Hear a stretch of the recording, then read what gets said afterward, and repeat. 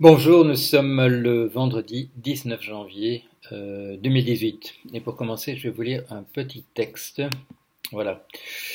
Si maintenant, et c'est là mon idée, il y avait, au lieu d'une conscription militaire, une conscription de toute la population juvénile pour former pendant un certain nombre d'années une partie de l'armée enrôlée contre la nature, notre jeunesse dorée serait mobilisée, selon son choix, aux mines de charbon et de fer, aux trains de marchandises, aux flottes de pêche en décembre, au lavage de la vaisselle, du linge et des vitres, à la construction de routes et de tunnels, aux fonderies et aux bouches de chauffe, à l'armature des gratte-ciel, pour extraire d'elle l'enfance et qu'elle revienne dans la société avec des inclinations plus saines. Elle aurait payé sa taxe de sang, elle aurait fait sa part dans la guerre humaine immémoriale contre la nature. Voilà. Alors, c'est dans un texte qui s'appelle L'équivalent moral de la guerre. Ça ne date pas d'aujourd'hui, bien entendu, vu le ton, avec cette idée de guerre contre la nature. C'est un texte de 1909 et c'est écrit par William James, le frère de l'écrivain Henry James, aussi très connu comme un des fondateurs de la psychologie moderne. Alors c'est un monsieur, on appellera ça de gauche aujourd'hui, il faisait partie du mouvement qu'on appelle pragmatiste, avec des gens comme John Dewey et aussi Charles Sanders Peirce. Ce sont des gens qui sont un peu dans la mouvance de ce mouvement qu'on avait vu une ou deux générations précédemment, avec des gens comme Thoreau, avec des gens comme Emerson, des gens qui sont un petit peu dans le sillage de ce protestantisme un peu particulier qu'est le quakerisme aux États-Unis. C'est une gauche spécifique, aux États-Unis. Alors ce monsieur James, il faut bien dire, avec ses histoires de guerre, c'était un pacifiste. C'est un monsieur qui écrit un article un peu cynique sur la guerre et qui nous explique que selon lui, savoir faire la guerre et envie de faire la guerre, c'est constitutif de la nature humaine et qu'on ne pourra pas faire grand-chose à ce sujet-là. Alors sinon, peut-être dériver ses forces, dériver ces choses qui bouillonnent dans le sang des jeunes, de les faire utiliser pour autre chose. Et son idée est une idée intéressante, et moi j'ai découvert ce texte parce il était mentionné par James Livingstone dans ce livre qui va paraître en français, qui s'appellera en français Fuck Work, et dont j'ai fait la préface, et qui sortira chez Flammarion au tout début du mois de mars, donc c'est-à-dire très bientôt. James Livingstone, dans son livre Contre le travail, cite un tout petit passage de ce William James, de son article sur l'équivalent moral de la guerre, pour le tourner un petit peu en dérision, mais il me l'a fait découvrir. Alors pourquoi est-ce que je vous ai lu ce texte? Parce qu'il y a une idée intéressante, c'est que voilà, s'il n'y a plus de travail pour tout le monde, eh bien qu'est-ce qu'on va faire? On va demander aux jeunes entre 20 et 25 ans de le faire. Et puis, une fois que ce sera fait, ça sera terminé. Et un groupe suivant, une cohorte suivante, comme disent les démographes, de jeunes de 20 à 25 ans s'occuperont des choses qui restent encore à faire et les autres n'auront plus à travailler. Mais alors, j'ai mis ça en rapport avec autre chose. C'est que vous savez peut-être que dans ce livre que j'ai publié en 2016, qui s'appelait Le dernier qui s'en va éteint la lumière, je vous donnais un chiffre que j'avais trouvé chez des écologistes, chez des gens qui réfléchissaient, c'était plutôt des chimistes en fait, des gens qui réfléchissaient au cycle de l'azote et au cycle du phosphore, et qui nous expliquait que les phosphates, la quasi-totalité des phosphates maintenant se trouvent au fond des mers, c'est qu'il n'y a pas l'endroit où ils devraient se trouver, et qu'il y a des combinaisons d'azote qui se trouvent dans l'atmosphère et qui n'auraient pas dû se trouver là, simplement parce qu'on a utilisé, dans les deux cas, c'est parce qu'on a utilisé de manière tout à fait inconsidérée des engrais au phosphore et des nitrates, et qui font que l'azote dans l'atmosphère ne se trouve pas dans la composition qui nous permettrait de rester là très longtemps, et que le phosphore se trouve maintenant tout à fait au fond des océans, qui n'est pas l'endroit qui convient. Et donc j'avais cité ce chiffre de 2 à 3 générations pour une extinction de l'humanité. C'est donc 60 à 90 ans, selon la conception habituelle de la longueur d'une génération. Ce qui nous met aux environs des années 2115, 2115. Et là, il y a un chiffre qui a été produit, c'était pour souvenir, le 7 janvier, dans un rapport à l'Académie des sciences américaines en disant que nous disparaîtrons entre 2200 et 2400, voilà, au 23e ou au 24e siècle.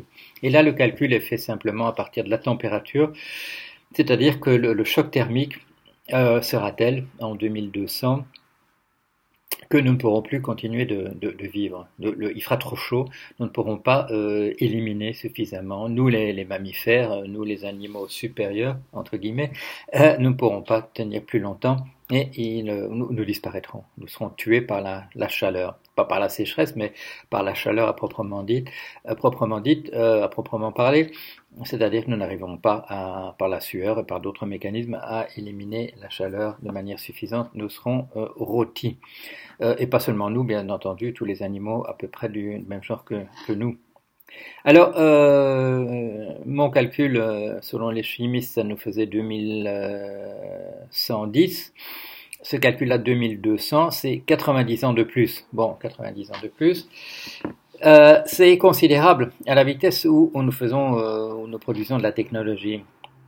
Au cours des années récentes, je crois que ce qu'on a découvert surtout, c'est que l'effondrement n'est peut-être pas réversible. Il y a peut-être pas la possibilité d'inverser le mouvement, de renverser la vapeur, et qu'il faut peut-être se réconcilier simplement avec l'idée que pour cette planète-ci, en tout cas pour nous, c'est réglé. Alors, 90 ans de plus, à la vitesse où nous faisons maintenant des progrès en technologie, c'est considérable, c'est pas mal, d'avoir gagné dans nos calculs entre 2016 et 2018, d'avoir gagné 90 ans, c'est pas mal du tout. Mais alors, à quoi m'a fait penser ce passage de James? Il m'a fait penser à la chose suivante, si on peut pas empêcher la jeunesse, et pourquoi le lui reprocher? D'avoir envie de faire des choses, d'avoir envie de se bouger. Là, on peut une expression pas très, pas très présentable, de faire des choses. Qu'est-ce qu'elle devrait faire? Qu'est-ce qu'il faudrait qu'il fasse? Bon, se bagarrer à la sortie des bars tous les samedis soirs, c'est peut-être pas suffisant. Aller se bagarrer dans des stades de football, c'est pas formidable non plus. Aller se rallier à des causes complètement dingos parce qu'on a envie de se bouger, c'est peut-être pas une bonne idée. Et moi qui vous parle, il m'est arrivé exactement la même chose. À 25 ans, j'en avais marre d'être sur les bancs des écoles et j'ai voulu faire quelque chose avec mon corps. Je dis ça, je faisais une psychanalyse à l'époque, j'ai dit à mon psychanalyste, je viens pas la semaine prochaine parce que j'ai envie de faire quelque chose avec mon corps. Il m'a dit, qu'est-ce que vous allez faire? Je dis que je vais devenir pêcheur en mer, et pas pêcheur à la ligne. Et il m'a pas cru, mais voilà, j'étais plus là, je suis pas revenu. J'ai fait ça pendant un certain temps et j'étais content. Voilà, j'avais envie de faire des choses comme ça. J'avais été impressionné quand j'étais gosse par Capitaine Courageux de Rudyard Kipling, que je recommande à la jeunesse. Très bel ouvrage, un film très bien d'ailleurs aussi. Dans les années 30 avec Spencer Tracy dans le rôle du marin qui apprend à vivre à ce petit jeune homme qui est tombé à la mer et qui donne des ordres et qui va apprendre que c'est la mer qui donne des ordres. Voilà. Et voilà. Est-ce qu'on ferait pas ça? Puisqu'il n'y a probablement pas la possibilité de sauver la donne ici, sauf à essayer des choses qui probablement produiront de plus grandes catastrophes encore que prévu. Est-ce qu'il ne faut pas se mobiliser et en particulier demander aux jeunes, puisque voilà, en plus ça va les amuser et ils auront le sentiment de faire quelque chose d'utile, de se mobiliser dans si pas le sauvetage de notre planète, aller de s'installer ailleurs et puis d'aller voir comment c'est ailleurs et de se lancer à la conquête des étoiles. C'est un peu inattendu ce que je dis là dans ma bouche et à mes propres oreilles aussi, hein, faut bien le savoir. Mais de lire ce monsieur James qui est pas du tout un belliciste. Un pacifiste au contraire, il commence bien par expliquer que son article c'est parce parce qu'il en a marre de voir les guerres autour de lui, et il écrit ça encore en 1909, donc il n'a encore rien vu, en fait, il n'a encore rien vu. Heureusement pour lui, il meurt l'année suivante, il meurt en 1910. Donc il n'aura pas eu la tristesse de Durkheim, du fondateur de la sociologie, Durkheim, de voir tous ces étudiants disparaître au front dans une boucherie incroyable. Donc, bonne réflexion de Monsieur James, bonne réflexion aussi de dire il vaudrait mieux mettre l'énergie des jeunes à la disposition de causes importantes. Alors, dans le climat des années 1910, c'est encore un combat contre la nature avec une majuscule.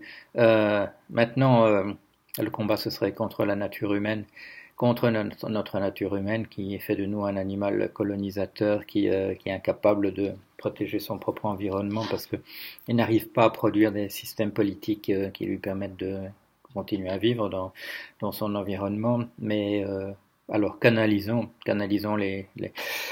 ce que nous savons faire, nos énergies, et canalisons-les à trouver un autre habitat. Et bon, au passage, on peut essayer de réparer ce qu'on a fait ici, mais il est bien probable que pour ça, il est trop tard, qu'on ne pourra pas renverser la montée de la chaleur et la montée de l'eau autour. Mais la montée de l'eau, finalement, ce sera pas ça le principal. Le plus principal, c'est que la température sera telle que nous n'arriverons plus à nous refroidir avec tous les moyens que nous avons, y compris